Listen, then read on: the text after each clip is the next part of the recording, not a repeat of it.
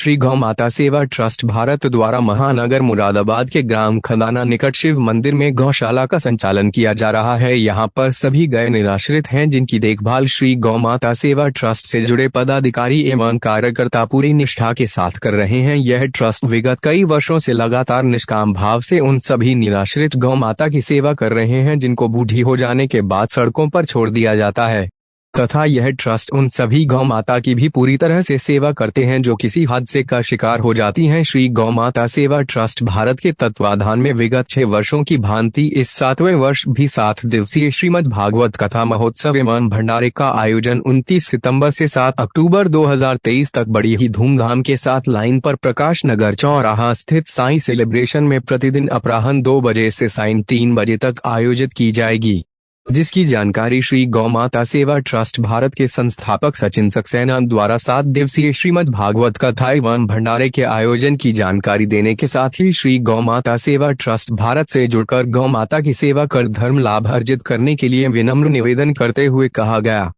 जी भैया, क्या नाम आपका? मेरा नाम सचिन सक्सेना है और हम यहाँ मुरादाबाद में श्री गौ माता सेवा ट्रस्ट भारत को संचालित करते हैं। उसी के तत्वाधान में एक श्रीमद् भागवत कथा 29 सितंबर से लेकर 7 अक्टूबर तक आयोजित की जानी है, जिसमें 29 सितंबर को कलश यात्रा और 30 सितंबर से लेकर 6 अक्टूबर तक श्रीमद् भागवत कथा आयोजित की जाएगी और 7 अक्टूबर को हवन एवं भंडारे का आयोजन किया जाएगा, क्योंकि 29 तारीख से पितृपक्ष का आरंभ हो रहे हैं और पितृपक्ष में श्रीमद् भागवत कथा का श्रवण करने से और सुनने से और गुणगान करने से इसका बहुत महत्व होता है। इसमें पूजा पाठ जितनी भी हम लोग करते हैं वो हमारे पितरों तक पहुंचती है, जिससे पितृदोष और ग्रह कलेश जैसी भी और बहुत सारी समस्याओं का भी इसमें निवारण होता है। इस कार्यक्रम कहाँ किया जाएगा? ये कार्यक्रम मुरादाबाद के मझोला लाइन पर स्थित साईं सेलिब्रेशन में आयोजित किया जाना है, जो कि दोपहर 3 बजे से लेकर प्रभु इच्छा तक आयोजित रहेगा। क्या संदेश देना चाहेंगे महानगरवासी?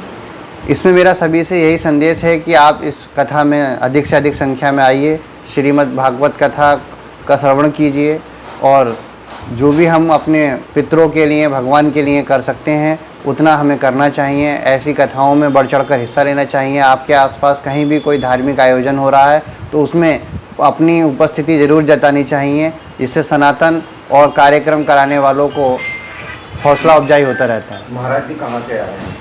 महाराज जी श्री प्रमोद कृष्ण दास जी वृंदावन से यहाँ पधार रहे हैं और पिछली बार भी उन्होंने यहाँ कथा करी है। पिछले हम 7 वर्षों से इसी प्रकार से धर्म के प्रचार के लिए श्रीमद् भागवत कथा का आयोजन कराते रहते हैं। खूब खरी खोटी सुनाई, कहता मैं तुझे तलवार से काट दूंगा, मारूंगा, मृत्यु दंड दे दूंगा। तो भरत जी पहले चुप रहे। जो अच्छे संत होते हैं ना, वो व्यर्थ की बात नहीं करते हैं, प्रति उत्तर कभी नहीं देता एक अच्छा संत। जो वाचाल होगा ना वही आपको प्रति उत्तर देगा। जब रहुगण सुनाते सुनाते काफी समय हो गया रहुगण को, तो भरत जी ने कहा कि एक बात बताओ राजन, तुम किसे मारने की बात करते हो? अरे मैं तुझे मारना चाहता हूं, तुझे मारूंगा, तलवार से तेरी गर्दन काट दूंगा।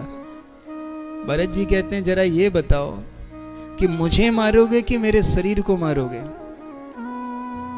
क्योंकि गीता में कहा है ना, नैनम चिंदानी शस्त्राणी नैवम दहति पावका।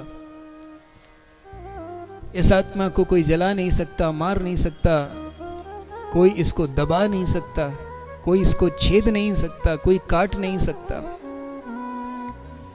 तो भरत जी ने जैसे ही कहा कि तुम किसे मारोगे, इस शरीर को मारोगे या मुझे मारोगे, तो रहुगण संतों के साथ रहा करता था, समझ गया कि ये कोई साधारण संत नहीं है, तो कोई पहुंचे हुए संत हैं। अच्छा, जब दर्शन किए तो जनेऊ पर भी नजर पड़ गई। जनेऊ देख करके समझ गए कोई ब्रह्म ज्ञानी संत हैं।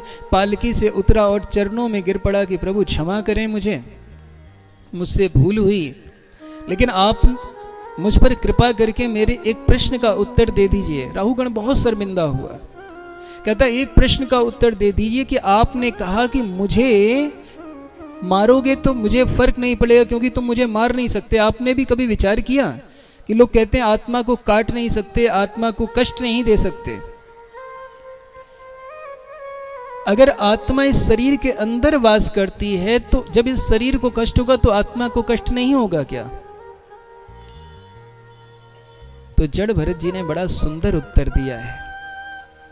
कहते हैं कि देखो, अगर तुम ऐसा उदाहरण दे रहे हो कि ये शरीर है, शरीर को काटोगे तो आत्मा को कष्ट नहीं होगा क्या, तो तुम बहुत बड़े मूर्ख हो। क्यों? क्योंकि तुम उदाहरण भी सांसारिक ही दे रहे हो। तुम संतों के साथ रहे भले हो, लेकिन अभी तक तुमने आत्मज्ञान को समझा नहीं है। ये वास्तविक आत्मज्ञान की अगर परिभाषा करें तो वास्तविक आत्मज्ञान कभी भी संसार की बात नहीं करता है। क्या कहना चाहते हैं आप? जड़ भरत जी कहते हैं कि देखो रहुगण, राजन, ये जो आत्मा है ना, जो मैं हूं, ये आत्मा आकाश के जैसी है। आकाश में आप तलवार चलाओ, भाई शरीर है आपका, ये शरीर थोड़ा समझिएगा, ये शरीर है।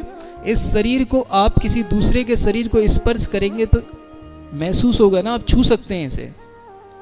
तो जिस वस्तु को छू सकते हैं उस वस्तु की तुलना ऐसी वस्तु से आप कैसे कर सकते हैं जिसे छू ही नहीं सकते? कर सकते हैं क्या? ये शरीर एक फल की तरह, फल को आप ले सकते हैं, काटेंगे कट जाएगा, लेकिन ये आत्मा एक आकाश की तरह है, आकाश के जैसी है कि आकाश में आप तलवार कितनी भी लहराते रहो लेकिन आकाश को कोई फर्क नहीं पड़ता है। बड़ा सुंदर उपदेश दिया। रहुगण चरणों में गिर पड़ा, क्षमा मांगने लगा कि प्रभु मुझसे गलती हुई, मुझे मुक्ति का साधन बताओ। रहुगण का उद्धार किया जड़ भरत जी ने और अपने धाम को प्रस्थान